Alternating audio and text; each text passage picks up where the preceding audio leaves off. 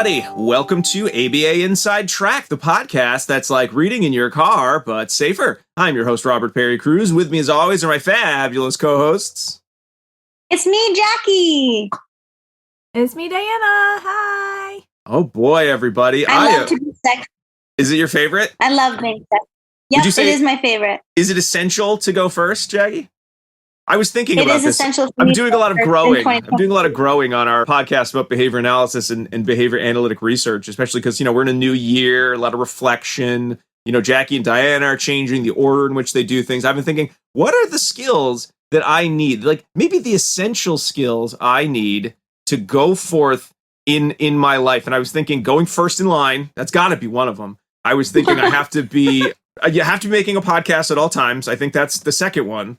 And then we started discussing, we said, you know what would be better than just guessing? What are the essential skills that one should learn?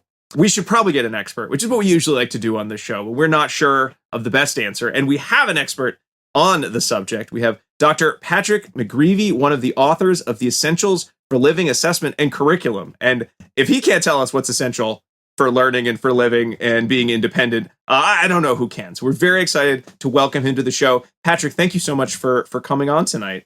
Thank you. Thanks for having me. Now, Jackie, you were saying this before we started recording, discussing essentials for living curricula, discussing sort of, getting prepared for adulthood, for individuals with disabilities, individuals with autism. That is a topic that we have so many listeners write in and say, I'd love to talk about either the general topic or specifically, have you ever done an episode on essentials for living? And usually if enough people email us, the magic happens and we say, you know what, let's do an episode on that. Because sometimes we like to do the research, but sometimes we're, again, very fortunate to have a guest who can give us the background information that goes into the development of something as robust and significant as an actual curriculum rather than, an individual research article here or there. So we are all very excited to talk to Patrick tonight about the genesis of Essentials for Living, to get some more information on the details around it as a curriculum. And I'm sure that we will all have our own very, very specific, strange, idiosyncratic questions that will come up on the way, because it's a topic that we all are very fascinated and interested in learning more about. But Patrick, I guess the first question's an easy one. We'd love to hear more about you and your own history, prior to or up to the creation of Essentials for Living. Well, let me try to do a sort of a brief version of this, or as Stephen Hawking said, briefer version. I was a teacher, a special education teacher, after having a degree in psychology and then a master's in special education. And my first classroom was a classroom of children with all sorts of labels and disabilities. And the commonality was that they were all of people of very limited repertoires. Most were what in those days we would refer to as nonverbal, didn't have methods of speaking, very limited skill repertoires. And I had 7 children. The youngest was 7, the oldest was 17 in the same room. And by the end of the school year, I had 14 kids. I doubled the size of the classroom by the end of the school year. And the classroom developed a reputation and people referred to it as the B-mod room, which was short for behavior modification. And because that's what most people called behavior analysis in those days. This was 1968. And we did a number of projects in that classroom. I had only read a couple of chapters of Science and Human Behavior, so I knew just about enough to be seriously dangerous. And I seemed to be able to at least get through a few projects and do reasonably well. I was a teacher for 4 years and I kept reading Skinner as much as I could. And then I eventually met Ogden Lindsley at a conference and a couple more conferences, and wrote him a letter and asked him if he would consider me for a doctoral student. And he took him about a year to respond to me, but when he finally did, he invited me to come, and I began studying with him in 1972, and then did my on-campus coursework at Kansas University in the early 1970s, and then went back to teaching and working on my dissertation, which took me about 5 years to complete, mostly because I selected a topic that it required 3.5 years to collect the data. So that in terms of being efficient, I wasn't very efficient, but nonetheless, I finally finished and went back to teaching. And then I finished with Ogden in 1960 or 1978. And then I had a number of different positions. I was a consultant to school districts. I was a university professor 3 or 4 different times, different types of circumstances. And I was on the special education faculty at the University of Missouri in Kansas City and Louisiana State University. And I was an adjunct professor at like 4 other schools. And including my last was the Florida Institute of Technology in Florida. All along, my work was with people with severe disabilities. Many young people don't really understand that or appreciate probably that behavior analysis was not about autism in the early days, not for many, many years. Yeah. It had nothing to do with autism. People didn't hardly even know what autism was. I mean, it was out there, but hardly anybody knew what it was. It had a 60 or 70% overlap in symptoms with childhood schizophrenia. People barely even knew what the doggone thing was. Mm-hmm. A lot of young people think that, autism has been hanging out with behavior analysis for a long time, and that's not really the case at all. I think I saw my first youngster with autism in 1969, but then didn't see another kid with autism for probably 7 or 8 years. And all of our kids had all sorts of developmental disabilities, all sorts of things. Probably the most common of all was Down syndrome. Of all the disabilities, that was probably the most common named disability. But most of the kids we had didn't have any categorical name at all. Mm-hmm. The name they had was, if they had any at all, in the old days was mental retardation was the term they had. Or in the more modern era, it was referred to as developmental disabilities / mental retardation. And then thanks to the infamous No Child Left Behind gang, probably the most poorly named group of its kind ever in the history of the United States of America, they left us with the term intellectual disability, which was a return to just a sophisticated term for mental retardation. We needed that term like a hole in the head. Right. But there we have it. And then autism came along and the Lovaas study and all that sort of thing happened. And so then what we know as autism, actually so many of the kids today that have autism really, I don't think necessarily have it. These are the DD kids of before. These are the kids that we used to refer to as developmentally disabled. But many of them now have the label autism. But of course, as anyone who's been in behavior analysis for a while realizes, that what you call somebody has almost nothing to do with what you do with them and how you might work with them. So it's been sort of a strange ride there. But your original question, and I guess I wasn't very brief or briefer about it, how did Essential for Living happen? Well, my interest all along was kids with severe disabilities. I was not about teaching kids math or reading or social studies or science or anything like that. I was about the kids that had difficulty communicating, difficulty learning to be toilet trained, people to communicate, people to have basic daily living skills that would improve the quality of their life.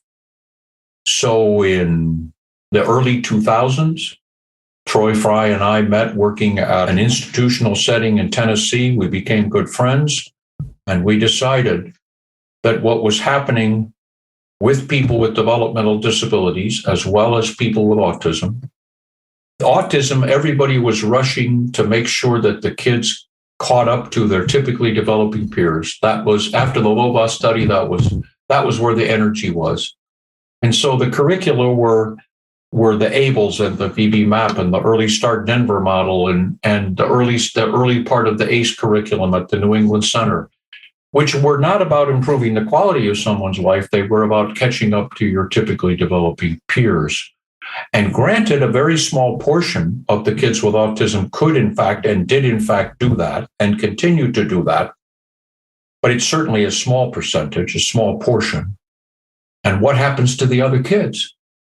See, what happens to the kids that get stuck and the kids who are 7 and 8 and have had 4 years of intervention, and they're not making significant progress toward catching up to their peers. So what happens with those kids? And then the other group that we were concerned about is what happens to all those other kids that aren't called autistic but have significant developmental disabilities? Well, thanks again to the No Child Left Behind group and full inclusion, now those kids are sitting in academic lessons. They're sitting in history and science lessons when they can barely communicate. They can barely function at all in terms of having a decent quality of life, and somebody's asking them to sit in a science lesson that they can't possibly understand or deal with at all. And so, because we saw these kids with autism, many of them getting stuck trying to catch up to their peers and it not working. And we saw so many of the other kids with developmental disabilities being forced to sit in academic lessons who can't possibly benefit from them. And that was the genesis of Essential for Living, was what about the most important skills these kids need? These kids with autism that aren't catching up, these kids with other developmental disabilities who aren't becoming academic and shouldn't even be sitting in these academic lessons, but they are. And then the third group were the adults that amidst all of this energy being put toward children, adults were being left behind, and very few states were providing any funding at all for adults that represented a group with significant developmental disabilities. So that's where Essential for Living, that's how it came about. And it took us 7.5 years to write it, to put it together. That's how the whole thing started. It's a very exciting genesis of the whole project, Patrick.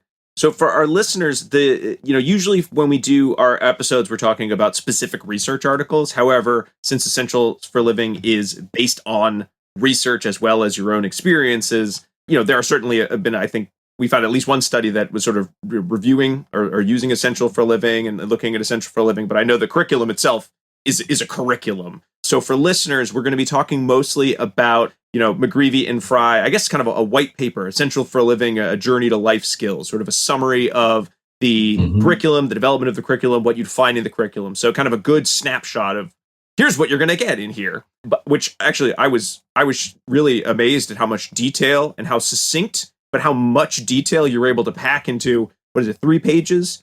I think plus a fourth for references on that paper or on that white paper. It does have small print. It does have small print. That's true. Diana's undercutting your successes there, Patrick. I'm sorry. I'm just kidding. That's all right. As well as certainly, of course, the curriculum itself, which is McGreevy, Fry, and Cornwall. There's 2012 and then the 2014 Essential for Living. And that's, certainly a citation, but not a research article.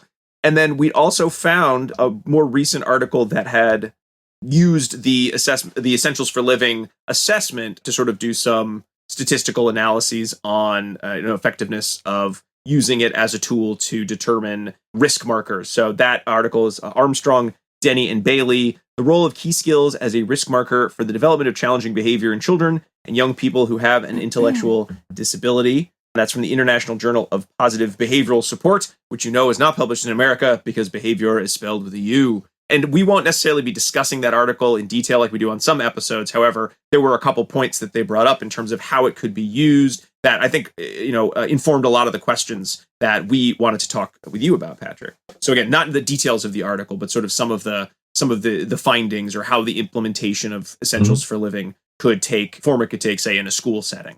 Now, well, I think, Senna, with the background out of the way, we should spend a little time, I think, for folks who have not had a chance to see or read Essentials for Living to talk about what's inside Essentials for Living. You buy the book and you open it up. What are the core concepts that one would find in the Essentials for Living curriculum, Patrick? Well, if you don't mind, I kind of take a little bit off of what you were saying a few minutes ago about it being evidence-based, research-based. Sure. Very few curricula have research to support them. There is no research that supports the VB map. There's no research that supports the original ABLES or the ABLES-R. There's no, because you'd have to decide if you were going to do some research. What are you basing it? What are you trying to do? Now, there are psychological assessment instruments, and how they validate those is they correlate those with other instruments to see to what extent they correlate with other known instruments, like a Vineland or something like that. Mm-hmm. We didn't see the necessity for correlating us with anybody. We didn't feel like that any other psychological instrument was a valid place for us to. And we thought that the people, the how essential for living ought to be compared is how useful is it for people? Mm-hmm. What difference does this make in people's lives? How do you go about doing that? That's a 25-year study. That's what that is. That is a long study. And not that it shouldn't be done, because it could and maybe should be done, but that's not going to happen in my lifetime. Does it take us 20 years to figure out, are these the right things to be teaching? I think when people take a look at it, then they make that judgment themselves. They decide, is this curriculum valid with respect to what it's trying to accomplish? What is it? What is this about? Now, there are a few curricula that do have evidence to support them. The COPPUS curriculum has good research to support it, you see, because it did it like direct instruction, has lots of research, but it's longitudinal, and it took many years to build that, and it is. But most curricula aren't quote evidence-based. Mm-hmm. The instrument themselves, itself is not evidence-based. That's one of the few exceptions. But it's because it's a curriculum as much as it is an assessment instrument. See? And so what users will do is decide its validity themselves. So if users come up and say, hey, listen, here's some other things that you don't mention at all. Why don't you mention those? And we'd be prepared. Because if we don't mention them, then to that extent, and other people agree that they are valid issues, then to that extent, our validity is lacking. Mm-hmm. Our validity could be and should be questioned. So that's why we took a very, very careful time. In the beginning, we were given a list of over 10,000 skills from all sorts of previously published curricula, all sorts of them. We started out with 10,000 skills. Wow. We went over them one skill at a time. Took us months to do this. I'll give you an example of two skills. Road counting, an example. Counting objects, separate skill entirely. Yep. Not the same skill at all.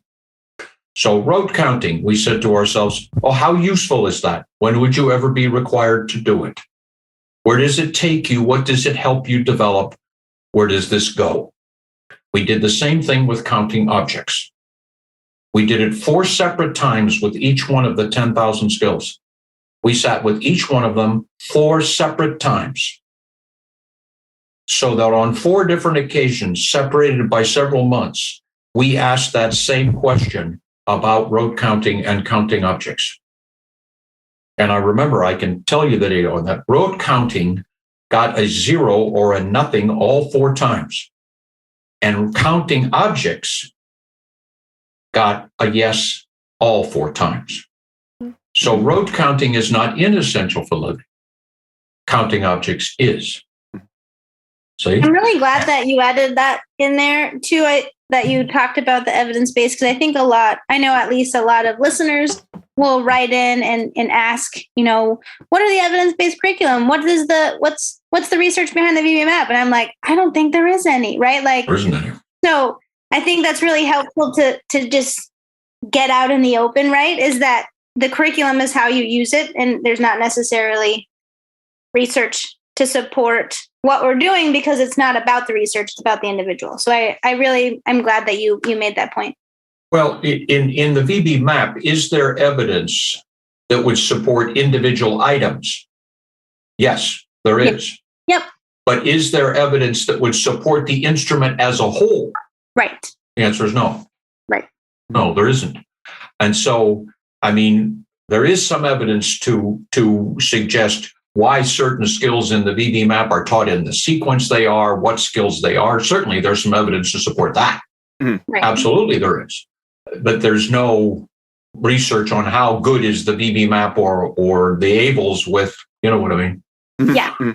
So anyway, so that's kind of how we developed it. And then we've been encouraging people to do research on it. We have various components that we would like to see people do some research on, you know? And so, but our initial intent was there are groups of children and adults that are being taught the wrong skills.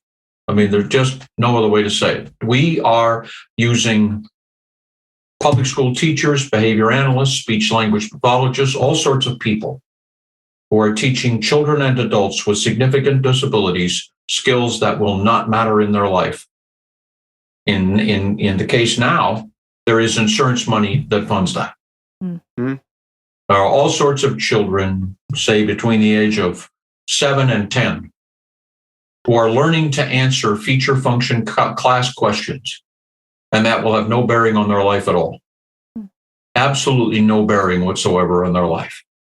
And every time you ask them, tell me something you wear, the answer is going to be socks. It's never going to be anything else, you know? And the larger question, who would ever walk up and ask you that question ever again outside of a language lesson? Mm-hmm. And when would that ever happen again? Mm-hmm.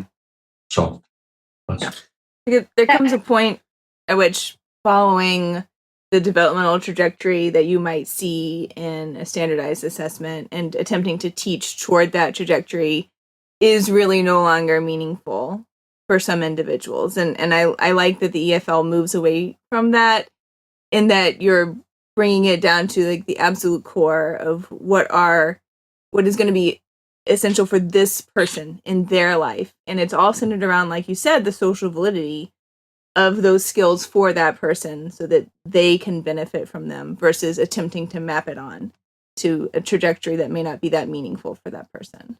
that's exactly it. It's what matters to people, what makes a difference in their life.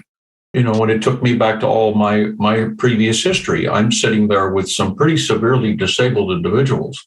I mean, our children are not, we don't consider a difficult child somebody who's crying with a tantrum. That doesn't even make the radar with us. That's not even close, you know? Mm. But what about somebody with severe self-injury who happens to be deaf and blind?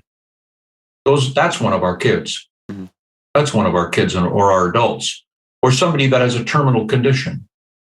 Yeah. You know, or somebody that has Down syndrome, or somebody that has Cornelia de Lange, or somebody who just doesn't have any label at all, but has now what people refer to as an intellectual disability, and is sitting memorizing useless information, matching colors with Lego blocks. I mean, I had one the other day. This is a teacher and parents describing a 17-year-old girl matching colors with Lego blocks. Mm. That's the kind of thing that we became incredibly passionate about. That is utter nonsense. That is a waste of human potential, and it's going on all over the place.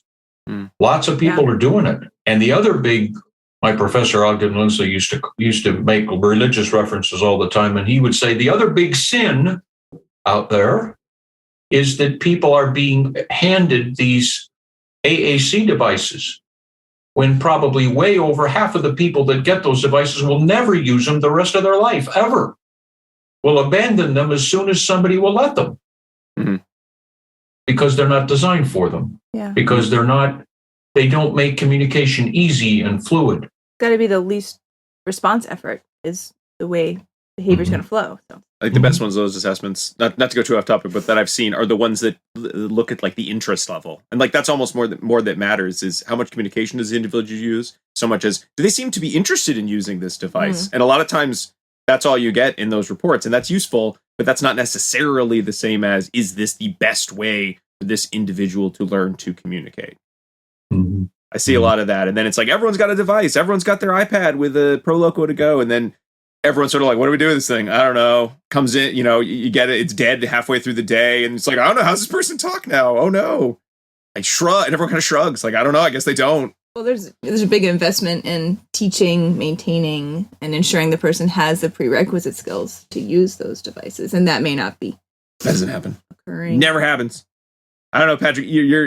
You are not pushing my buttons, but I think the topics you're discussing are ones that grind my gears real bad when I think about working in schools. So, pardon me if I start getting salty and start tangenting. You can pull me back in. Not a bit. I do too. I mean, that's what I've spent most of my life doing. You see people who are, one of my favorites is the, put this in the introduction to the book, is a little girl. This was in a middle school. And I was in there consulting in the school district. And this was, kids middle school age, which would make them about 11 to 13 years of age. And there was an item from the unique learning systems, and it was to add 2-digit numbers with a calculator that didn't require renaming or regrouping. So an example would be 11 plus 23. Mm-hmm. So you didn't have to carry over from one column to the other. And so there's like 10 or 11 kids in the room, and I'm walking around the room, and the teacher's going on and on. 3 of the kids are stimming their socks off in the back of the room. I have no conception of what this guy's talking about, this teacher. Mm-hmm. They're just having a good time doing all their stereotypy stuff and having a good time with each other, and playing around. They have no idea what this task is. And yet everybody has a sheet of problems and a calculator in front of them. And I look around and I can only find one student who is working on it, a little girl, and she's getting all the answers right with her calculator, see? So I went over to see what she was doing. And she was getting them all right. And so I pointed out to one answer that happened to be 63, I remember it. And I said, could you tell me the answer to that? Can you just say that? Tell me the answer. And she said 6 and 3. And I said, that's right. I said, but some people call that 63. And she said, I know, they're wrong. Oh. Now imagine you're the teacher in that classroom. The highest level kid in your room has no idea what they are doing. The lowest level kids aren't even in the same planet that you're on. I mean, they are so far from where you are, they just as well be in another school, let alone another room. The one kid that seems to understand what you want them to do doesn't understand what she's doing. So where do we go? Right. I watched another classroom where kids are doing bar graphs. Bar graphs. What are we going to do with a bar graph? The average human being can't do a bar graph. Doesn't even know what a bar graph is. Maybe it's a graph of where you go get a beer or something. They don't even know what a bar graph is. You see? Yeah. But yet we are teaching children to draw a bar graph who haven't the foggiest idea what a bar graph is, because it's in the curriculum. So I'm guessing bar graph scored, and 2-digit addition. They didn't score too high when you guys were going through the. No, I'm guessing. No, they didn't make it in. No, did not. And of the 10,000 skills we started with, only 3,000 ended. About 3,100 ended up. The other almost 7,000 skills were rejected. And then we decided. I remember the night that we decided to call it essential for living. It started out as language for living in the first couple of years because that's where but then we realized that this other stuff going on with the academic curricula just had to be addressed. And so it had to go beyond language. So it became essential for living. And then we said to ourselves, well, that's a kind of an arrogant name for a curriculum. You're implying by the name of your curriculum that this is absolutely essential. It's a lot to live up to. But we decided that we were going to do it anyway. And so we did. And we took a look at how you teach, what circumstances you teach. And then we divided the skills into must-haves, should-haves, good-to-haves, nice-to-haves, kind of a corny way to do it, but it works for most people. And so skills like writing your name, a lot of people would prioritize that. We don't. Yeah. Unless a child wants to learn to do that. So for us, writing your name is a nice to have. Mm-hmm.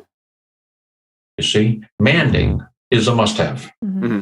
Having an effective method of speaking is a must have. Waiting and accepting no and sharing and taking turns those are must-haves. Mm-hmm.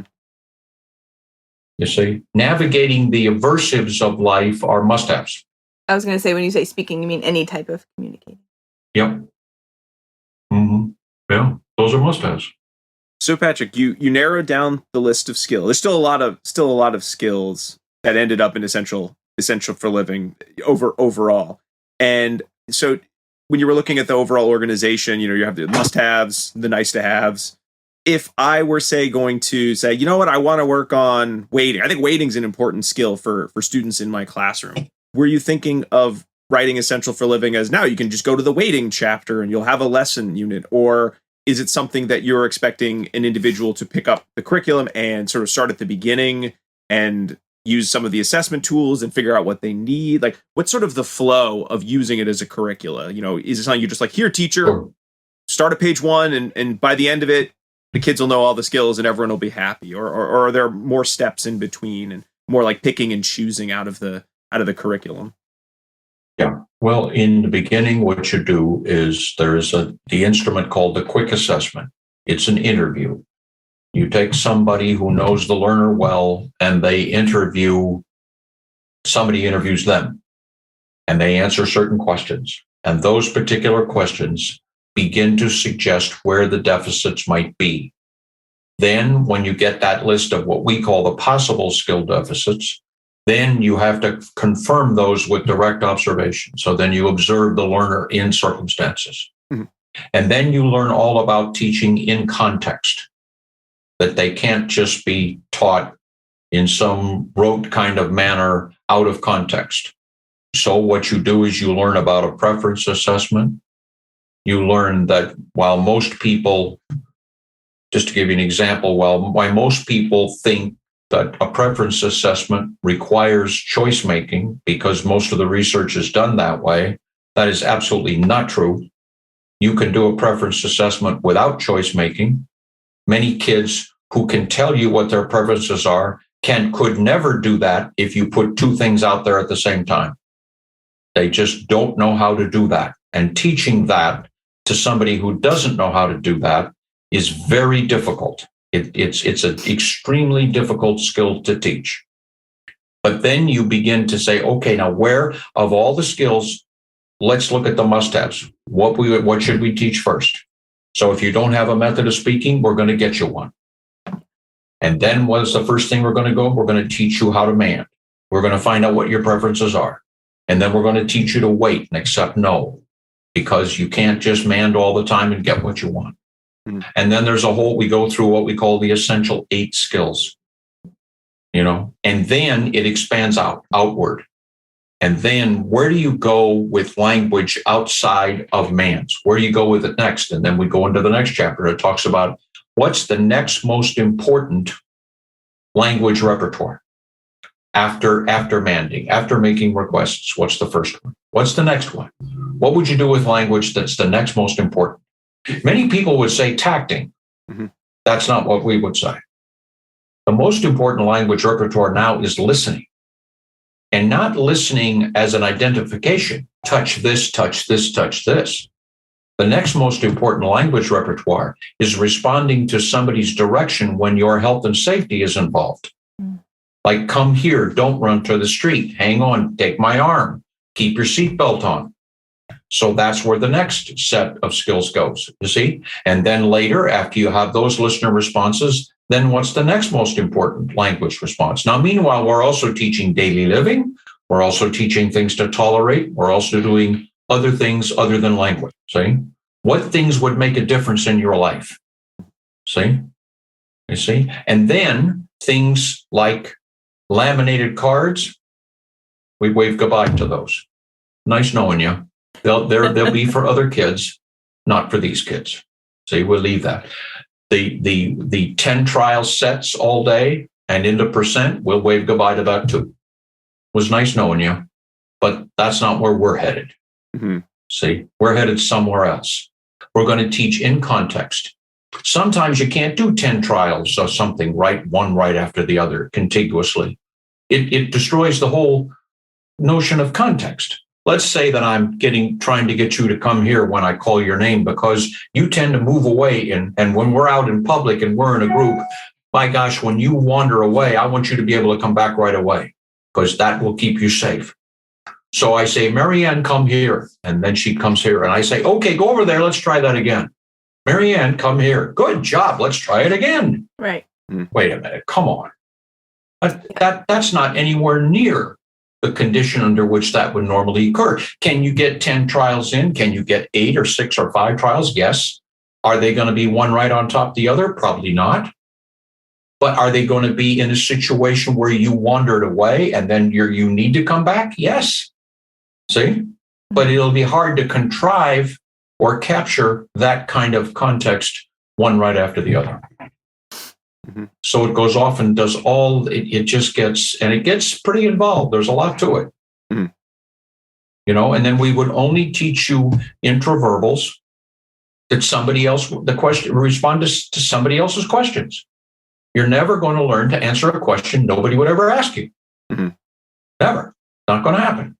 And then are you going to be able to answer it with something that you can tact? Yeah, probably, almost surely. See? And the first questions you're going to answer are questions you would want to answer. You were talking about what you were talking about a little while ago, Robert, about interest. Mm. You're not only going to be teaching questions you can answer, or that are important for you to answer, things you would want to answer. See? Mm-hmm. And then we're going to put them all together. And all kinds of things that occur in developmental language, we are going to set aside. We are not a fan of carrier phrases at all. You don't need I want when all you're doing is manding. Don't need that. It's irrelevant. It's actually redundant. You don't need that. See? You don't need to have categories in language boards. You can do them in a way that you can make language happen without all the emphasis on form. Because one of the things that our curriculum is very proud of is that when it's an issue of form versus function, for us, function always wins. And if you can demonstrate anything in Essential for Living where form won out over function, I can guarantee you that what I will do is I will make public notice of that, and the next edition it will be changed, and your name will be next to the change. I'm very serious about that. If anybody can say that form overruled function, form preceded function, we'll be happy to acknowledge that error, because that's a big deal for us. Mm-hmm. Because when you don't have much language, function matters. Form doesn't. Well, I don't know about the rest of you, but I'm very excited to hear more about the curriculum when we come back from a little break. We'll be right back.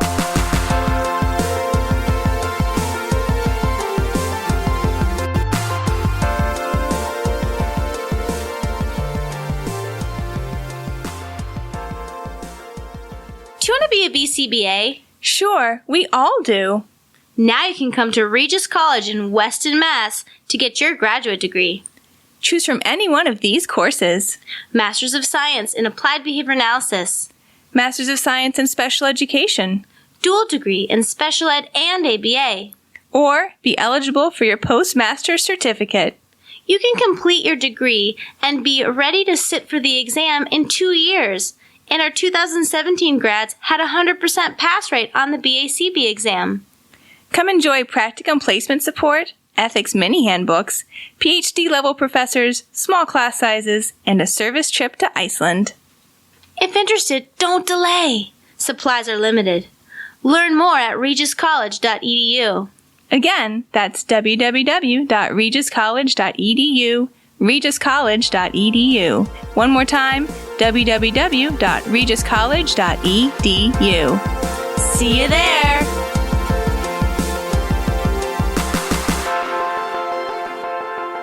And we are back talking with Dr. Patrick McGreevy about the Essential for Living curricula. But before we get back into the conversation, I wanted to remind all of you listeners that ABA Inside Track is ACE approved. By listening to the show, you're able to earn 1 learning credit. All you need to do is finish listening to the show and then go to our website, abainsidetrack.com/getceus. That's GET-CEUS. and enter in 2 secret code words. The first one is Patriots. Patriots. Yes, and this is actually a code word from Dr. McGreevy, who is a huge Patriots fan. He was giving us some good old 90s pre-Tom Brady Patriots reminiscences before we started recording. So you can all enjoy, at least my, I guess, hometown team, the Patriots. So Jackie and Diane have lived here long enough. It's their hometown team as well. Go Patriots! Patriots. So Patrick, in listening to you discuss sort of the form that the lessons and that the activities and that the skill not development, but the skill practice, skill training would take, I know you mentioned, and I think Jackie, you might have written this down in terms of some of the questions we had of, you didn't speak in kind of the white paper to generalization in the sense of, and then you program generalization.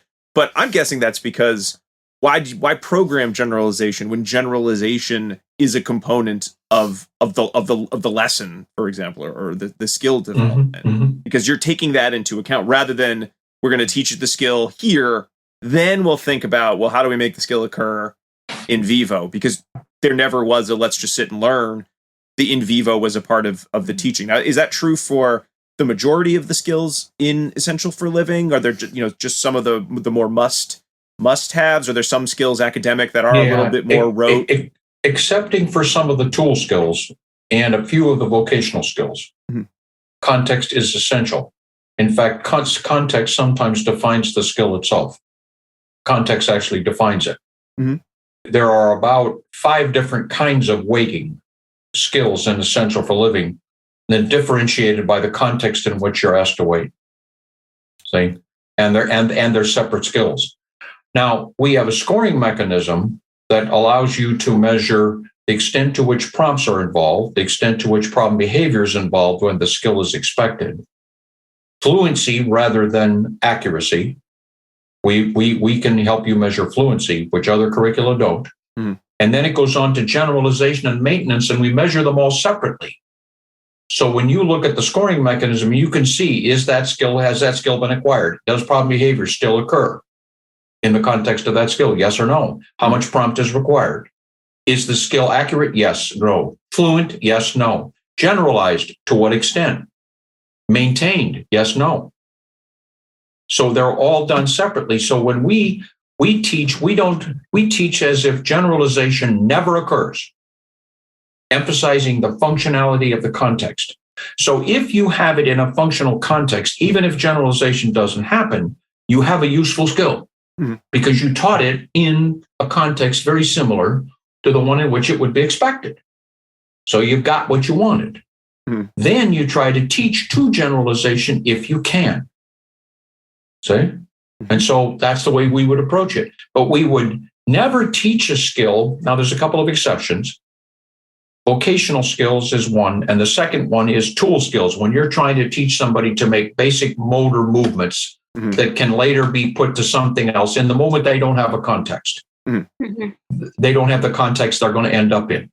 See? And a vocational skill might be something like, if someone interrupts you, can you go back to the task you were on? Well, see, there's no context to that either because you don't know what the task is or what kind of task it is.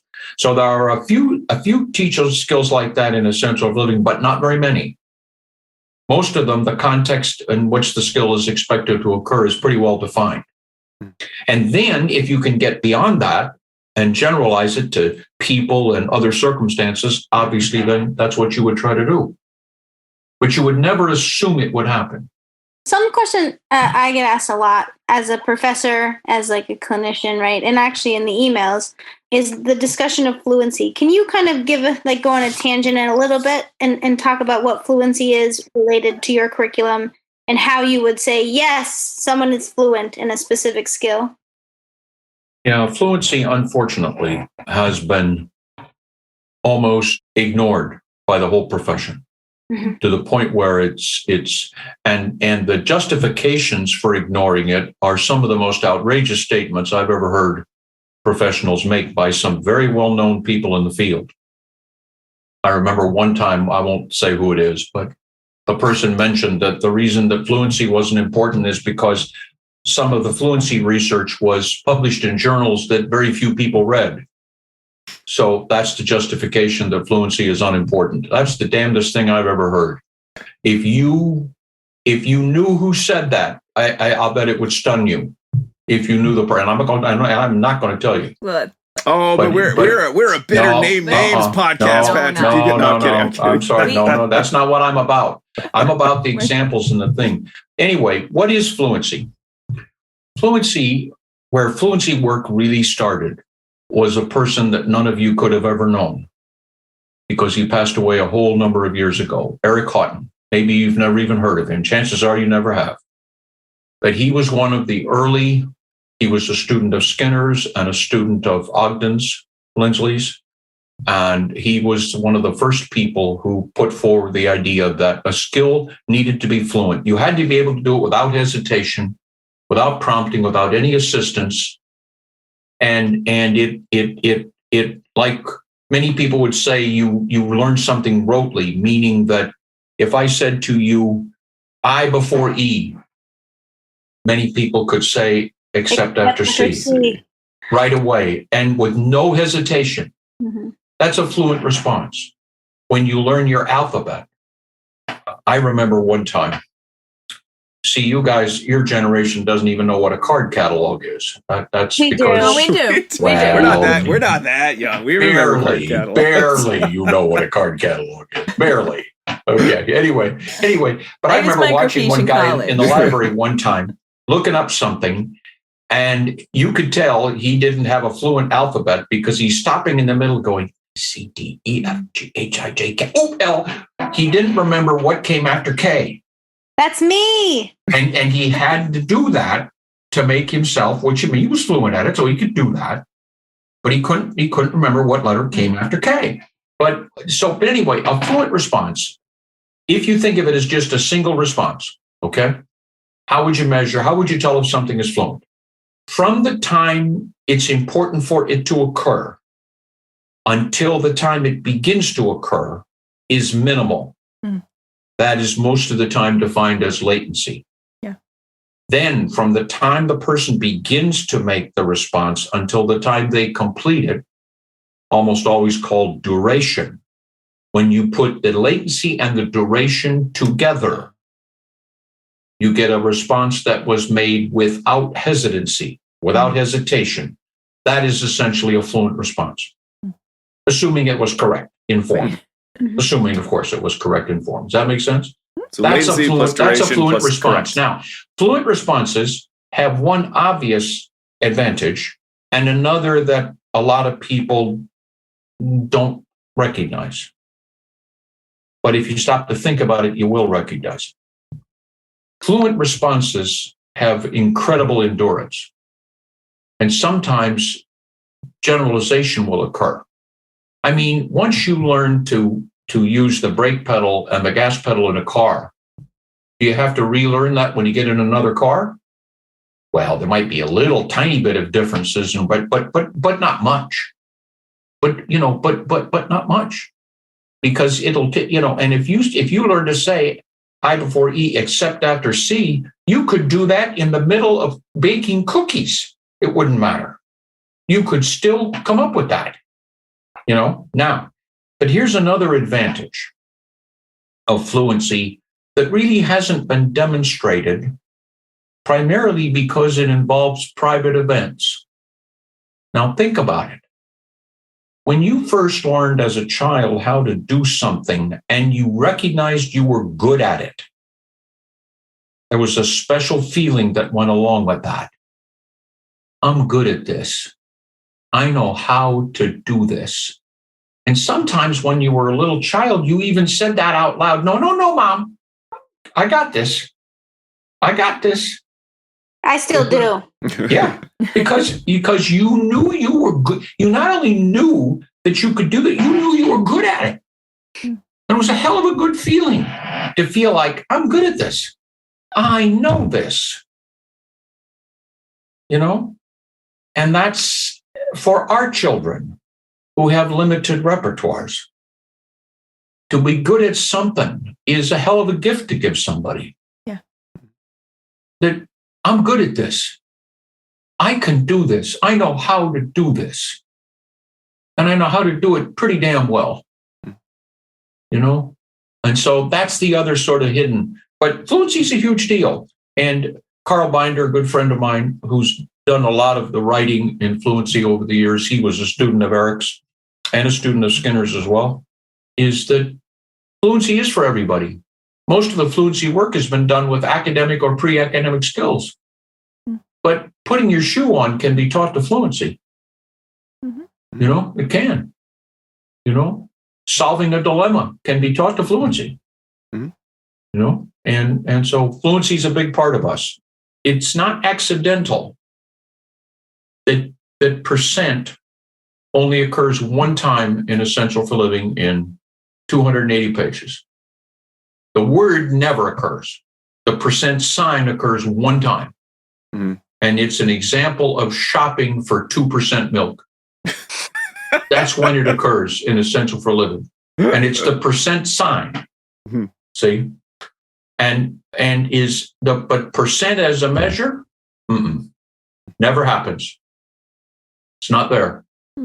If you choose to use Essential for Living with percent, you have to bring that along yourself. And you can. Well, Patrick, that actually leads to another question that I know I had. You know, when thinking about Essential for Living as a curriculum that could be used in the school setting, you know, I know we've kind of talked about the No Child Left Behind, which another thing that I know I've seen it change in schools is a focus on data.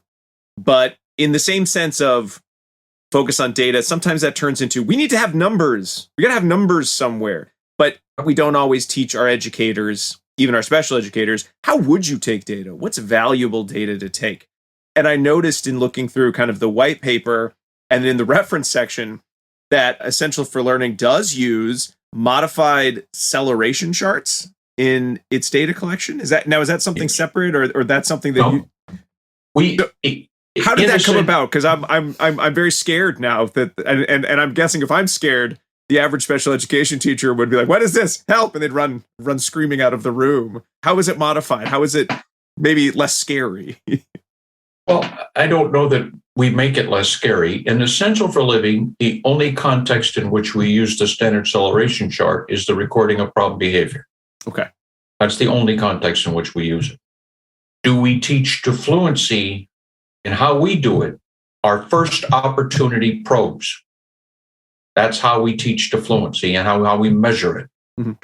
So rather than it being occurring 5 times a minute or 3 times a minute or whatever, you know, if you were measuring it using frequency or rate, we measure it with first opportunity probes. So you don't have to repeat the response over and over again just to get a measure of fluency. You can get it with a single response. And the advantage of the first opportunity one is the performance is not based on any previous opportunity that day because this is the first one. So then if you respond without hesitation, without prompting, you complete the response very quickly relative to your physical ability, and you do that a bunch of days on the first opportunity of the day, then we will call that response fluent. That sounds like, and I imagine you've seen a good amount of buy-in from special education teachers who really don't want to do the 8 out of 10 or 80% of opportunities. And they're sort of going, I don't know what opportunities, like, I don't, you know, it's brushing your teeth. I mean, are we really going to be cool with the kid? Like, 4 out of 5 days they brush their teeth. One day they stuck the toothbrush, you know, they threw it away. I guess that's good enough. Like, that's not really how teeth brushing exactly works. You should be able to do it fluently. It should be a skill that happens the first time you say it's time to brush your teeth. Well, I'll throw one thing out there and I'd give some of your audience a little chance to gnaw on this one. If I say somebody did something 7 times out of the 10 opportunities I provided, okay? 3 out of 6, doesn't matter what those numbers are, all right? That's a measure of the child's performance, is it not? I gave him 7 opportunities. He or she responded 3 times, all right? Now let's go back to a number that's divisible into percent easy, just so the example. So let's say go back to 6 out of 10, just so that the math is easy, okay? All right, I gave them the 10 opportunities. They responded correctly 6 times. Now I transfer that to 60%. Is 60% a measure of what they did? It's not. Right. It's not a measure of what they did. What is 60% in plain English? In plain English, 60% is this. If I had provided 100 opportunities, they might have performed correctly 60 times. That's not a measure of what they did. It's a way to project the probability of what they might do. Yeah. You see, it's not a measure of what they did at all. Derivative. And exactly right. That's exactly what it is. But a lot of people don't stop to think of that. It's right in front of them, but they don't see it. We're not measuring what the child did. We're not. Because there weren't 100 times. The only time we would be measuring what the child did is when there were 100 opportunities or the child had made 100 responses. And when you see that, that's like, really? We're not really measuring what the child did at all. That's really interesting to think about. But most people don't think of that. Go ahead. If they did it one time independently, then they've also demonstrated that that's something that's within the repertoire, given the correct context, motivating operations, circumstances, etc. So who are we then to decide if those contexts were present in the other opportunities that we provided may not have been the right circumstances to demonstrate the skill? Well, and then that's where the context becomes really important for us, and it really is. And then, when you try to get into generalization, it is does the skill occur in several settings? Does it occur with several people? Does it occur, when, like in a mand, one of the items is NI, and it can you mand for something when you're not aware that it's around, when there's no item there. See, the old psychology term for that was object permanence. Remember that? The old psychology term was object permanence. You see? And some kids can mand beautifully for a piece of apple, but the apple pretty much has to be there. If they're not aware the apple is there, it goes away. That has to be taught. Man's for missing items, many people call that, but I think that when you say it like that, it kind of puts it into a different context. You see, because if you can mand for an apple, but it requires an apple to be there, well, that doesn't mean you're not manding for apple. You are. It just means that in certain generalized circumstances, you don't. It's not as generalized a skill as one would like it to be. Patrick, you bring up manding for missing objects. Can I ask, within the Essential for Living curricula, that I would assume that is a target, manding for missing objects as an essential skill? Is it or is it not? It's not a separate skill. Okay. It's a skill for every man. It's a way you measure every man. So it's a component of the. Absolutely it is. Oh. Absolutely it is. And yes, I'm guessing when you're thinking of context in the context of Essential for Living, are you looking at missing items that are, say, preferred missing items, or rather than, I think the way I often see it, which is, why won't this child ask for their pencil so that they can take their math test, sort of, in which, like, I don't know if that kid really wants to take that math test, in which case, what's the motivation to ask for the pencil? We know the student could ask for a pencil if they wanted a pencil, but if it's to engage in a task that they are not interested in, I find that to come up very frequently. What are the contexts in which you do teach the mand for missing item? I'm guessing they're not academic. Yeah, no, they're not.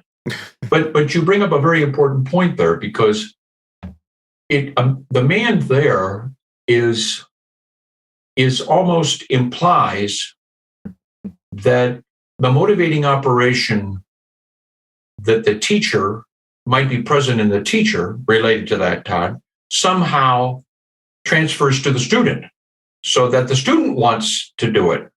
Or maybe the student wants to do it because they know the teacher wants them to do it. Who knows? I don't know. But it gets pretty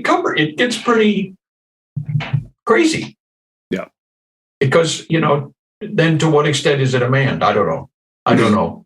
I'll see it sometimes with the kids the friendly students that feel bad for the teacher. Oh, you poor teacher. Yeah. I'll ask for the pencil so you can stop. This is embarrassing for you and for me now. Then sometimes I'll ask for the pencil. You can see that they feel a little sad that the teachers, because that's what they want. It's like, okay, fine, here you go. Have I made you happy? Could you please stop now? But probably not the context that you are thinking of when you're talking about. No, generally essential not the context. No, not generally. No. Good point, though. Very good point. I know for me, my background sort of is similar to yours, Patrick, in terms of I started in schools. I do most of my consulting in schools.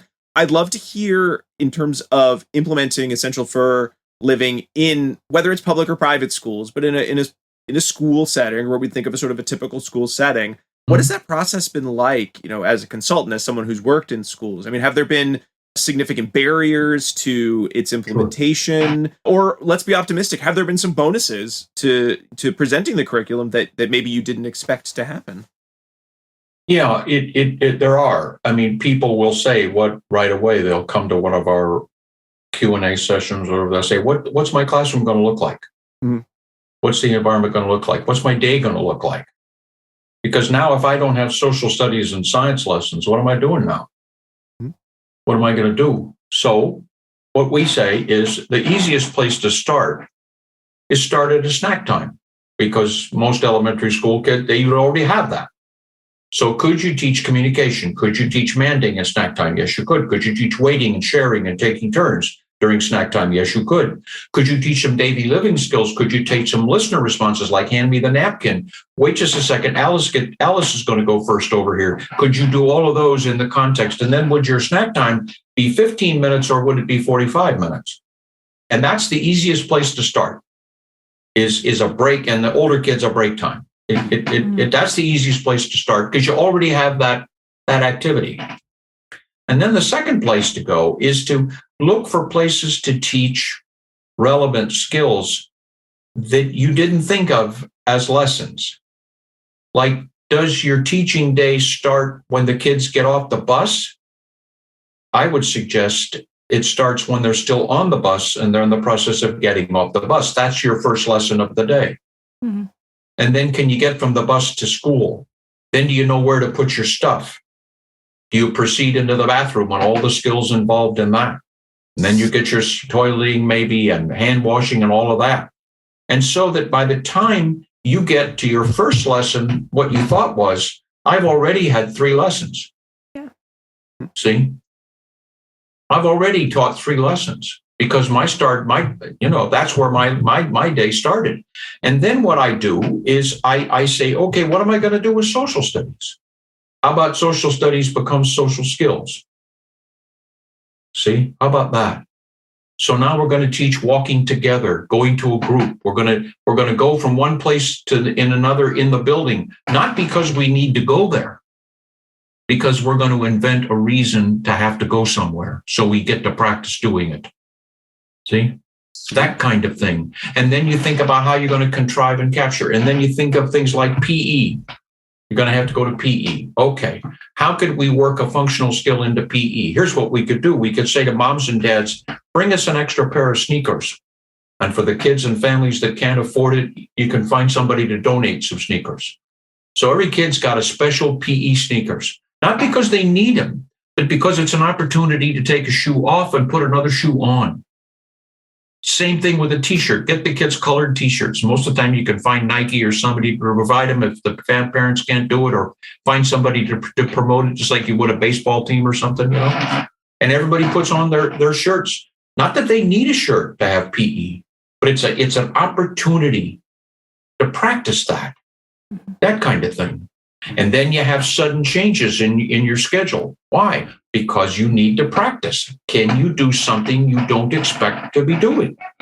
And so that's how you begin to make your school day look. And it takes a while. And we always tell people, expect to feel uncomfortable for a while, because you will. Because any kind of change like that is uncomfortable. But it won't take you long for that level of discomfort to go away, if you're willing to stay with it. Because then you're going to look at yourself after school and you're going to say to yourself, my IEPs are a hell of a lot better than they used to be. My IEPs are going somewhere. I can tell you exactly where they're going. I don't have to guess where they might go. I know where they're going.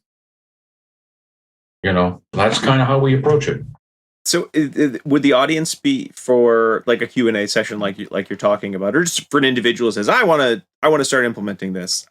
It was meant to just be for special education teachers, or was it, did they need to have additional instructions, say, working with children with autism or with specific types of disabilities? We have people come to our Q&As that are special ed teachers.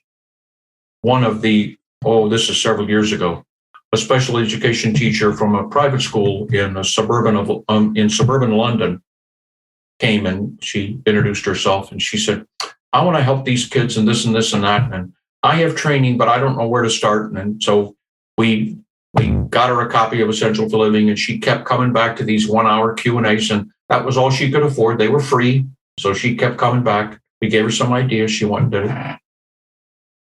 She now, for the past 3 or 4 years, has now gone from becoming a teacher in this private school. Now she's the curriculum coordinator.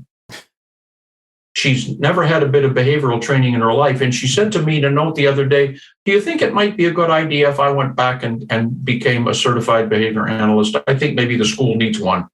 Oh, really? She has taught over 20 kids to have a method of speaking, and the first time in their life they've ever had one. 20 children. And they have a method of speaking. She calls her kids that share pictures, then they wear their devices.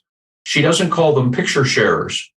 She calls them picture wearers, because that's exactly what they do. They wear their pictures. It's not some separate book they got to carry. The book is attached to their belt or their purse. They go right where they go. And she's done some pretty remarkable things with no formal training at all. And yet we also have people who are board certified behavior analysts who come to the training, with some degree of experience too, so all different sorts of people. And then we have people that work in residential programs for adults. We have that. But one of our most exciting groups of all are the public school teachers and the private school teachers, but the ones that are looking at their IEPs and say, oh God, where are we going with this stuff? And then now more and more in the private ABA programs. I saw a kid not too long ago, he had 50 intraverbal targets, 50 of them, 50 intraverbal targets in his program, 8-year-old kid, 3 mans. 3 mans. That's all he has, 3 mans, vocal mans. He's a coic, but not reliably coic. But I think he probably could become if somebody would focus on that. But nobody has. A PhD in our field has directed that program. And the kid has 50 intraverbal targets. So I'm fanning through them, looking at all of them. See, first one I came to, name 5 colors. I'm not creative enough to make that up. That's exactly what happened. Here's a kid who has 3 mans, and we're teaching him to answer the question, name 5 colors. And that's being paid for by insurance. Oh, really? And this is an 8-year-old kid whose parents still think that he could end up in an academic environment someday. Yeah, and that's not to say that, kids can't learn and build upon their skills, but I think it makes sense to start with the skills that are the most needed and most meaningful for each student. And, I really love that about our field, is that it's so individualized, and Yes, if we're doing I it do too. right, it's student-led and student-directed. But it would be hard to argue with teaching manding before interverbals in a situation like you just described. Yeah, and it's a matter of emphasis and a matter of, and what would make a difference in somebody's life. Years ago, I had a student that I did my very first behavioral project with. And several years after she was my student, and I was back in graduate school, her parents called me to tell me that she had passed. I said, well, can you tell me? And she said, sure, Dad did. And well, they said that we had to put her in a group home because she was so large, physically large, that we couldn't toilet her anymore. We couldn't even bathe her. And she was getting very aggressive and self-injurious. So we had to have her put in a group home. And I said, well, that was probably the best thing to have done. She said, well, I said, well, then what happened? Well, she was still in school. She came home one afternoon from school on the bus, and she charged into the home and went up to the second floor before anybody realized she was there. And she slipped and fell into the tub after she had turned on the hot water faucet. Oh, gosh. And she died of shock right there in the bathroom that afternoon.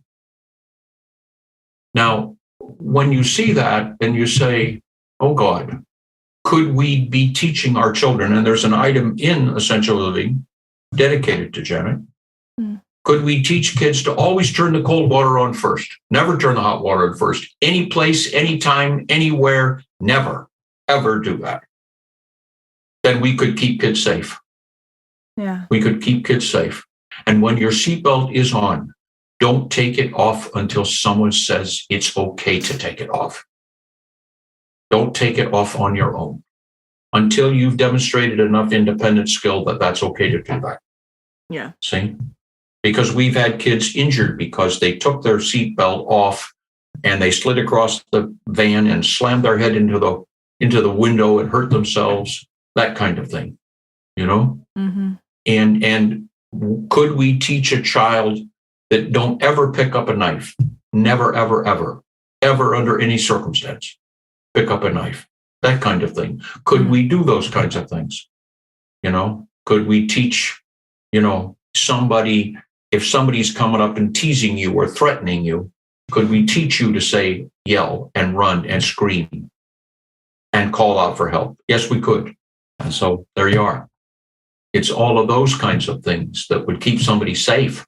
Yeah. Keep them from, you know, potentially, because many of our kids will do something just to make somebody happy. They're, you know, and kids with Down syndrome. My daughter had Down syndrome. She passed away a couple of years ago. But my daughter had Down syndrome, and she was all about making other people happy. If she did something that she thought made somebody happy, that was good with her. Mm-hmm.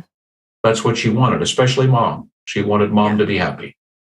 So when mom was happy, she was good, you know? But that left her vulnerable. Absolutely. Right. That left her incredibly vulnerable. And so, you know, and so those kinds of things are essential for living too. Yeah. You know, that's great, because I saw the acceptance of no, but I was thinking, like, oh, you also want to teach people how to say no to someone else as well as a self-advocacy skill. Yeah. There's an interesting part. If you might get a special interest in this. Most curricula teach yes and no at the same time. Generally speaking, that's an example of you should teach things that are opposites in nature at the same time, because part of the discrimination is that they are the opposite of the other. That's part of how you make that discrimination, and you learn what they mean. But we violate that example one time in Essential for Living. We teach no first. We don't teach yes at the same time. And the reason we came to that decision was because no keeps you safe. Right. Yes makes you vulnerable. Yes. So we don't teach yes, no at the same time, because we're not going to say, is this a cow? Is this a picture of a cow? Yes, no. But that's the way a lot of people do it. Mm-hmm. You see? But the children that you teach that to generally aren't children you have to worry about somebody running off with somebody. Yeah. So we teach no first, and yes comes later on. Yeah. No is a safety skill. Yeah. Because no keeps you safe. That's right. No Thank you for keeps sharing safe. all of that.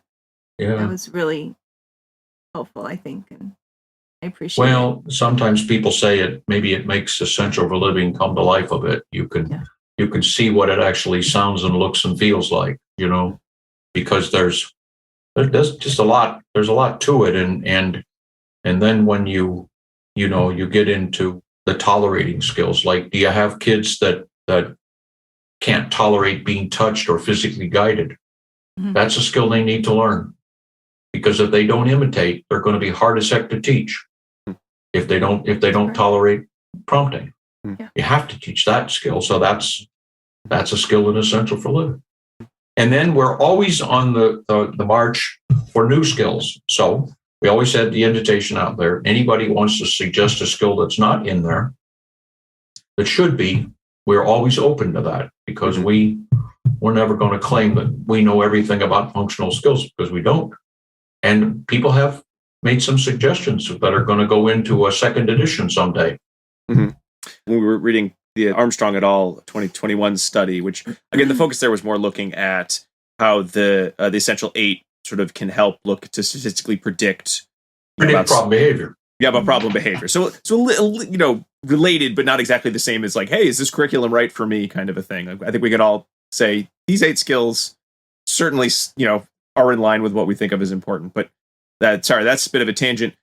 The question or the statement that they brought out was that it sounded like maybe play or leisure skills were ones that might end up in a second edition, or they mentioned some like webinars or something. I think was the citation they had where it had been a skill that would be in another edition, or that would get more focus. We think our single biggest mistake in the first edition was not prioritizing leisure skills. Mm-hmm. And in the next edition, there will be a greater emphasis on leisure skills. In fact, Troy has even started calling it was the essential 8, and now he calls them the necessary 9. And the necessary 9 includes leisure skills. Have to have a little alliteration there. That's the only, yeah, right. That's for the brand. You got to have it. The necessary 9, yeah. Oh. So, Patrick, this is kind of the part of the show where we enter into what we call our dissemination station. That's our high-tech sound effect that we've been using for a long time. Oh, I love them. That's the kind of high-tech I can relate to. We're very analog here on the show. And this is really the part of the show where we discuss sort of the application. It's a little odd to talk about application for essential living because the whole point of the curriculum is to be applied. So instead of just talking about that, I mean, certainly we'll talk about, where could the interested parties find more information about essential for living. But I think the question I'd love to ask too is, in addition to updates, we talked a little bit about research. We talked about, what do you still want to know, whether it's about essential for living or specific skills? Are there topics that you would say, I would love it if somebody used essential for living in this context that maybe we've never seen before, we've never heard from? Or I'd love to see a large-scale social validity questionnaire. I don't know. I'm just sort of throwing out ideas. Are there any areas that are, pie in the sky? I would love to see something published about, or I'd love to see information about related to, your work in developing and, sharing essential for living. The number one topic in that arena is the method of speaking. We have created, if you will, a systematic method of selecting an alternative method of speaking for a person who's not vocal. And that is what Ogden and I used to call an SLF. An SLF is sort of the opposite of a evidence-based material. An SLF stands for sound good, look good, feel good. See? Okay. Emphasizing form. We think it's a pretty good instrument, but we would love to see people do some more research because we may not have isolated some of the right factors. We did not weight them, and maybe weighting them would have been helpful. One of the things we're the most proud of is we left cognitive functioning out of it. We feel very good about that because most of the time cognitive is poorly estimated anyway. Yeah. And then you get back into the IQ and all the nonsense of that. Mm-hmm. So we deliberately left that out. But we, for instance, imitation. We're not sure that imitation ought to be in there because there's a whole lot of kids that never learn to imitate. And many people assume that if you can't imitate, you just eliminate sign language, which is not what we intended at all. Mm. But if somebody wants to do some research with that, boy, we're all ears. Because we had a choice. When it was published, you see, I was 67 years old, something like that. We had a choice of leaving that out or a choice of starting the conversation.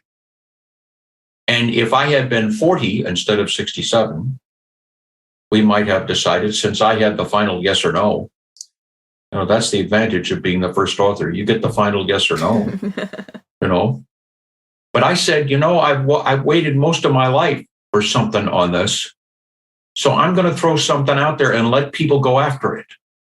And I'm not going to be defensive about anything that happens. If people tear that apart and start it all over again, I'm all about that. But I want to get this thing started. I want this conversation started, because just getting a method of speaking because some therapist feels comfortable with it is not good enough for our kids. That's not how you would select what to teach. You'd be more systematic about it. But there aren't any systematic procedures out there. So that's number one. And then number two, I would like somebody to talk about the relationship between fluency and generalization. I'd like people to do some interesting research on that. If you got skills to fluency, would that directly affect generalization? We suspect it does, but there really aren't data out there that would strongly demonstrate that. That's really intriguing for us, because then it gives fluency another arrow. And that's an issue for us, see? And then I think maybe having something to do with social validity, whereas we have more of an agreement of what matters. Are the essential 8, are the must-have skills really must-haves? See, and what's the practical difference between must-have and good-to-have? Mm-hmm. And so there's all kinds of that stuff.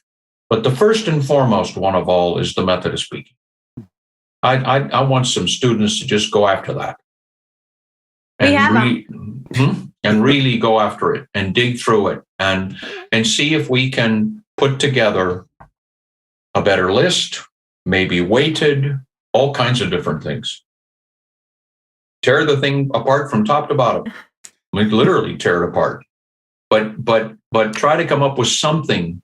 And then the second piece of that, actually, that I should have mentioned, is that when you have a method of speaking selected, that's not often, it isn't the method itself that determines whether it lasts. It's how it's taught. When people teach it without regard to how much effort's involved, without regard to fluent responding, without regard to context, discriminations, all that sort of thing, then, without regard to audience. I mean, people dismiss signs all the time because they say, well, gee, you won't be able to communicate with hundreds of people. Well, maybe you don't need to. Maybe there's the 6 or 7 people in your life that you spend most of your time with. That is your functional audience anyway. And so there's a lot of the issues with respect to how things are implemented. Things like core boards.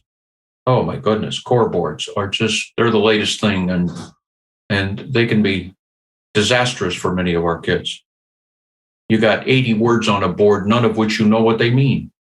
But somebody tells you that they should be on there because they're the most frequently used words by young children. And what they forget to tell you is they might be the most frequently used words by younger children, but they're not the first words.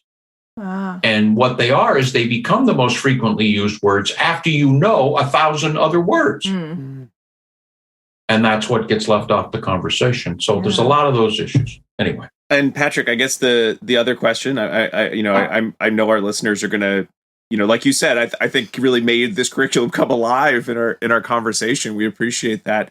If they say, all right, I'm ready to go, where can they find and purchase and look into or go to the Q&As Essential for a Living? Is there like the one-stop shop that you would recommend they go to first? Yeah, you can go to our website, which is easy, essentialforliving.com. You can register for an online introductory 1-hour session that doesn't cost anything. You just put your name in, your email, and it'll send you a link and you can come. And you can come to as many of those as you want to. If you're interested and you want to, you can buy one handbook, just a handbook for yourself as a teacher, as a behavior analyst. Don't worry about scoring yet, just get a handbook, okay? Then you can download online. You can do your first quick assessment with no other cost involved at all. It'll walk you right through it. There's a user guide that'll walk you right through your very first quick assessment. See? So you can get in a little bit of it just from a handbook and from that. Then you can decide, if you really are into it, then you can decide to score progress in our scoring manuals, or you can use our app, or you don't have to do any of that. You can score it the way you normally score things now. See? You can do that. You do that. Then you can get right into it. Then if you want a more formal training, we have a 6-hour online workshop. It gives you 6 CEs, a couple of ethics, 4 regulars, and I think 2 ethics, I think it is now. And that'll walk you right through the whole instrument. We'll take you right through the major pieces of the instrument. We have a 1 hour and 15-minute video that's online, that's in our YouTube channel. You can walk through it like that too. We have a user guide that'll take you step by step through it. And then you always have the 1 hour sessions to come back to. And lots of people come back to them dozens of times. And because they'll try it for a little bit, they'll have a little question, they'll come back. We've got I think our next one is January the 11th. I think it is 11th, yeah. And you'll see them. They're easy to find. They're right on the right. Most of the time, there's a little pop-up that'll tell you when the sessions are. And then if you work for an agency that wants its own training, we'll do that. Most of them right now are online until things get a little bit better with COVID. Hopefully we can get around the corner from us, although right now we look like we're in the duck soup, at least for the time being. Mm-hmm. So yeah, that's how it's done. And then, many people don't require any sort of training. They just look at the video and on they go. And they don't require much. But we're doing a lot of trainings for school districts. Lately, we have a bunch going in the Pennsylvania, and we've had a bunch in Massachusetts, New York. We're in several of the BOCES in New York. We've been in the New York City public schools. We've been in District 75 now for about 8 years. We've been there a long time. Fairfax County is a big district in Virginia, huge district. So, and we're brand new, but one of our newest adoptions is the Philadelphia public schools. That's great. So we're pleased about that, because that's about the 5th or 6th largest school district in America. Mm-hmm. That you're describing, that's a lot of Q&As coming in. A lot of kids. It's a lot of kids. And then, I think the biggest challenge for the private ABA agencies has been the conversations sometimes with moms and dads are going to be difficult, because many of the moms and dads expected that when they brought their child in for intervention, that they were going to be one of the lucky ones. And this little kid could come out going into kindergarten and first grade and respond like most other kindergartners and first graders. And when it becomes obvious that that can't happen, that that's almost surely not going to happen, then it's a tough conversation. I have to have a new dream. But part of having a new dream is letting go of the old one. Mm-hmm. And that's tough. And that's a tough point. And I think that sometimes when people come to trainings and agencies, they just go back, and life is easier if you just go on where you are for a while, because it's easier. And yet, the longer that goes, and when you get into these 16, 17-year-old kids, just the language of 2-year-old children, and you just think, teaching a 17-year-old the language of a 2.5-year-old child who has the language of a 2-year-old child is just a dead end. It just is. Yeah. I love what you said before about having something that that you can do well feels so good. Yes. Right? Absolutely. And I read something like that, similar to that recently, that said we should be assuring people that the things that they can do and that they like to do are valid and are important and are meaningful in and of themselves, versus trying to ascertain some goal of, some far-reaching goal that may not really be achievable. And that's not a reflection, I think, on parents specifically, but just on our society as a whole, how we think about disability and, all the walks of life that there are out there. And you're right, it can be a hard conversation to have, but the more that we emphasize and talk about those aspects is important just for the dignity of the folks that we serve too. Yeah, it really is. It really is. You're right. And I think that's where a lot of the private agencies are struggling now, as to how to effectively deal with parents. And I understand the parents are having trouble dealing with it too, for understandable reasons. You know? Yeah. See, before autism, we never had a developmental disability that you could effectively recover from. And using recovery in a bit of a loose way there, that you could eventually sort of outgrow.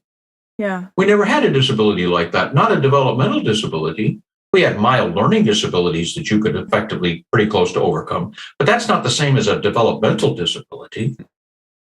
We didn't have a developmental, you can't, the other day somebody was in one of our onlines and she said, well, I have a 4-year-old and nonverbal, I said, okay. Oh yeah, by the way, he has Down syndrome. I said, that's not a by the way. What do you mean? If you have autism and Down syndrome, your primary is not autism.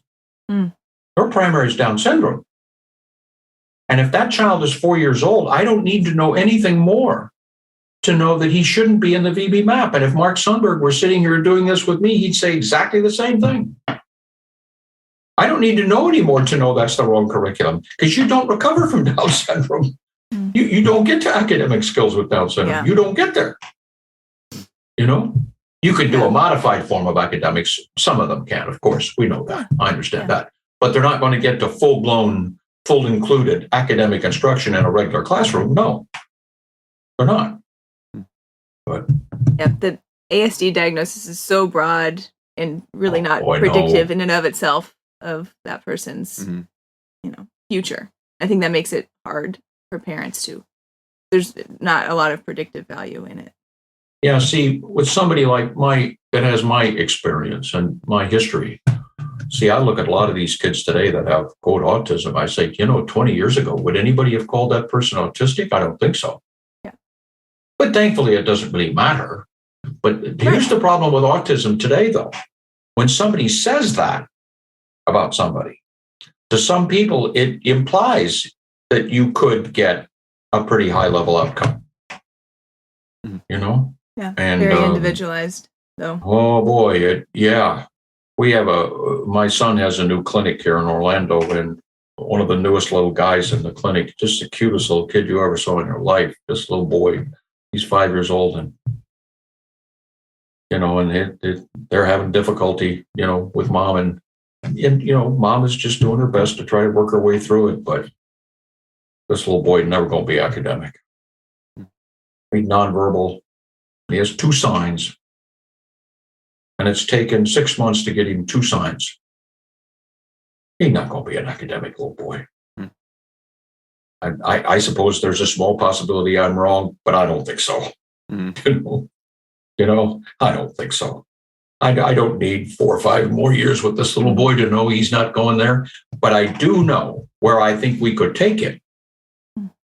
I got some realistic ideas where I think we could take him, and that would make a huge difference in his life.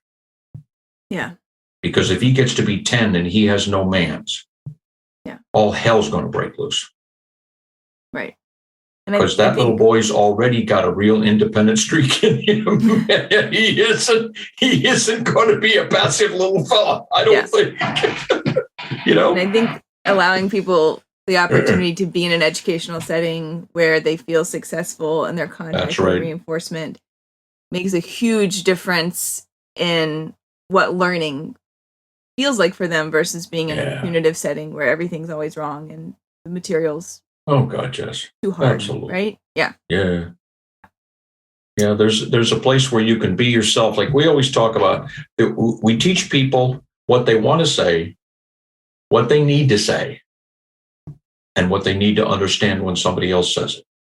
That's where our language, and real plain language, that's where it is. Well, 1 want and 2 needs. Well, Dr. Patrick McGreevy, thank you so much for being on the show. We learned so much about Essential for Living. I don't know about the rest of you, but I think I might sign up for a couple Q&As because I'm hearing a lot of topic and instruction that It's very near and dear to many of the recommendations I've made, and knowing that there's a resource out there that can take out some of the, so I don't have to sit down with my 10,000 list and start it all over again. I am always a fan of having someone else who did the hard work, and I can just do the implementation part of it. So we really appreciate you taking the time and talking with us tonight. Well, thanks. I enjoyed being with you all. Thanks very much. Thanks once again to Dr. Patrick McGreevy for coming on the show and talking about the Essential for Learning curriculum. We had a blast. We didn't record some of the conversation we had off the air, but I had a couple more, little more specific questions I wanted to ask. So who knows, maybe they'll come back in a future episode, those questions and those topics. Before we wrap up, I want to make sure everyone gets the last secret code word. It's 5, F-I-V-E.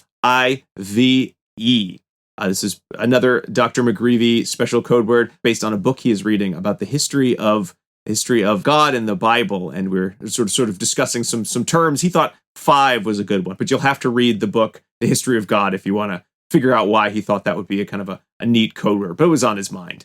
5. And that brings us to the end of the show. Thank you so much for listening. And thank you so much to any of you listeners out there who emailed us to ask for an episode on this topic. We had a blast recording it, and we hope you learned a lot listening to it as well. Some big thanks to a couple special people out there, including you listeners. Hey, you know what? If you like the show, we'd love it if you subscribe, left a review on Apple Podcasts, Spotify, Stitcher, or wherever you like to get your podcasts. It really does increase our ability to get the word out about the show. Or, hey, tell a colleague about us if you haven't already. We really appreciate that. A couple other places you can find more of us. We're on the web as abainsidetrack.com, where you can find links to all of the articles discussed, as well as to all of our old episodes and to purchase CEs for almost all of our episodes. You can also find us on social media as ABA Inside Track. You can go to our YouTube page to listen to these episodes with the YouTube subtitling feature enabled.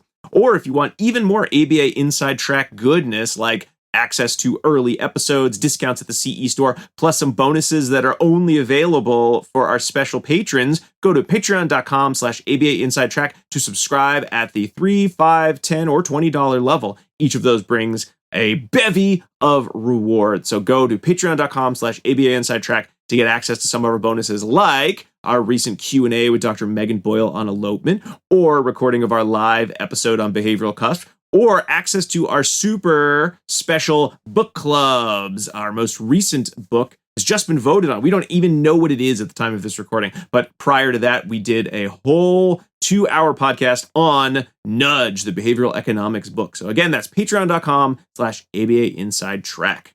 Thanks to Dr. Jim Carr for recording our intro and outro music, Kyle Sturry for writing our interstitial music, and to Dan Thabit of the Podcast Doctors for all of his fabulous editing work.